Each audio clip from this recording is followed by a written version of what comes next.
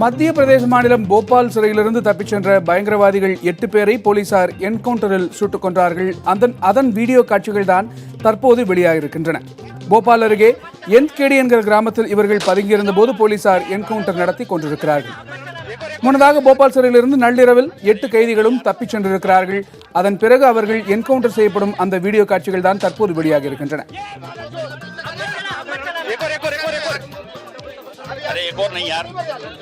சிறையில் இருந்து அந்த கைதிகள் தப்பிச் சென்ற போது நள்ளிரவில் அவர்கள் தப்பிச் சென்ற போது சிறை காவலரை இரும்பு தகடால் குத்தி கொன்றுவிட்டு தப்பிச் சென்றிருக்கிறார்கள். அதனைத் தொடர்ந்து காவல்துறையினர் அவர்களை தீவிரமாக தேடி வந்தார்கள். அவர்களை என்கேடி என்கிற கிராமத்தில் அவர்கள் பதுங்கியிருப்பதாக தகவல் கிடைத்தது. அதனை அடுத்து அந்த கிராமத்தில் இருந்த அவர்கள் பதுங்கியிருந்த இடத்தை சுற்றி வளைத்த போலீசார் அவர்களை என்கவுண்டரில் சுட்டுக் கொன்றதாக தகவல்கள் வெளியாயின. एक और नहीं यार अभी यार मत करो यार ये एक और अरे एक और नहीं यार अभी यार मत करो यार ये एक और अरे एक और नहीं यार अभी यार मत करो यार ये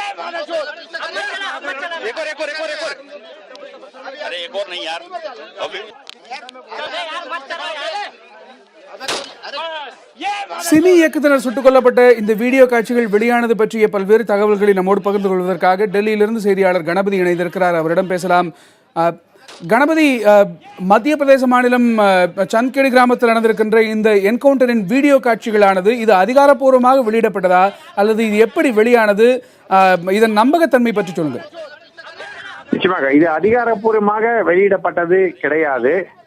இந்த சம்பவம் தொடர்பான தகவல்கள் தற்போது ரகசியமாகவே வைக்கப்பட்டிருக்கின்றன. போபால் அரசும் சரி, அங்குள்ள சிறை அதிகாரிகளும் சரி, போலீஸ் அதிகாரிகளும் சரி, சிறையிலிருந்து இந்த 8 பேரும் தப்பி ஓடினார்கள் என்பதையும் பின்னர் அவர்கள் மோதலிலே கொல்லப்பட்டார்கள் என்பதை மட்டுமே சொல்லியிருக்கிறார்கள். மற்ற விவரங்களை சொல்லவில்லை. அப்போது இந்த வீடியோ மூலமாக தீவிரவாதி ஒருவர் உயிருடன் இருந்திருக்கிறார், அப்படி சிறையிலிருந்து தப்பித்து சென்ற அவர் தரையில கிடக்கும் போது அவர் மீது துப்பாக்கி பிரயோகம் நடந்திருக்கிறது என்று காட்டும்படியான இந்த வீடியோ வெளிவந்திருக்கிறது. இது அந்த சமயத்திலே அங்கே இருந்தவர்கள் நேரடியாக எடுத்த வீடியோ என்றும் மொபைல் மூலமாக எடுத்த இந்த வீடியோ போபாலில் இருந்து பல்வேறு இடங்களுக்கும் பரவி இருக்கிறது என்ற தகவலும் நமக்கு கிடைத்திருக்கிறது. ஆனால் இந்த வீடியோ சரியாக இருக்கிறதா, இதில் ஏதேனும் மாற்றங்கள் செய்யப்பட்டிருக்கிறதா என்பது பற்றி இப்போதைக்கு உடனடியாக உறுதிப்பட சொல்ல முடியாது. ஏனென்றால் இந்த வீடியோவை முழுவதுமாக ஆய்வு செய்தால் மட்டுமே அந்த விவரங்களை சொல்ல முடியும். கணேஷ், இந்த சம்பவம் தொடர்பாக, குறிப்பாக இந்த வீடியோ காட்சிகள் தொடர்பாக மத்திய பிரதேச மாநில போலீசார் ஏதாவது விளக்கத்தை தந்திருக்கிறார்களா? குறிப்பாக இந்த சம்பவம் குறித்து பல்வேறு சர்ச்சைகள் எழுந்திருக்கின்றன. அந்த சர்ச்சைகள் பற்றியெல்லாம் விரிவாக சொல்லுங்கள். நிச்சயமாக மத்திய பிரதேச போலீசாரை பொறுத்தவரை இது போலியாக நடந்த துப்பாக்கி பிரயோகம் அல்ல. இந்த தீவிரவாதிகள் ஒரு பெரிய தீவிரவாத தாக்குதலுக்கு திட்டமிட்டிருந்தார்கள். அதன் ஒரு பகுதியாகத்தான் அவர்கள் சிறையிலிருந்து தப்பி வெளியே ஓடினார்கள். வெளியே இருந்த பலர் அவர்களுக்கு சிறையிலே இருந்து தப்பி வருவதற்கு உதவி செய்து வெளியே வந்த பிறகு தீவிரவாத செயலிலே ஈடுபட வேண்டும். மிகப்பெரிய ஒரு தீவிரவாத திட்டம் தற்போது முறியடிக்கப்பட்டிருக்கிறது. தீவிரவாத தாக்குதலில் ஈடுபட வேண்டும் என்பதற்காகவே இவர்கள் சிறையிலிருந்து தப்ப வைக்கப்பட்டிருக்கிறார்கள்.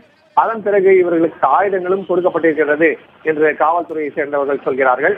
ஆனால் இவர்கள் சிறையிலிருந்து எப்படி தப்பினார்கள், எந்த இடத்திலே எப்படி இவர்களுக்கு ஆயுதங்கள் கொடுக்கப்பட்டன, இவர்களுக்கு உதவியது யார் போன்ற விவரங்கள் எதையுமே வெளியிடவில்லை.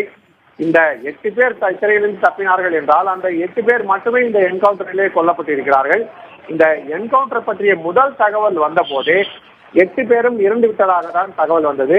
இப்போது துப்பாக்கி சூடு நடந்து கொண்டிருக்கிறது, என்கவுண்டர் நடந்து கொண்டிருக்கிறது, அதில் யாரேனும் காயம் அடைந்திருக்கிறார்கள் போன்ற எந்த விதமான தகவலும் வரவில்லை.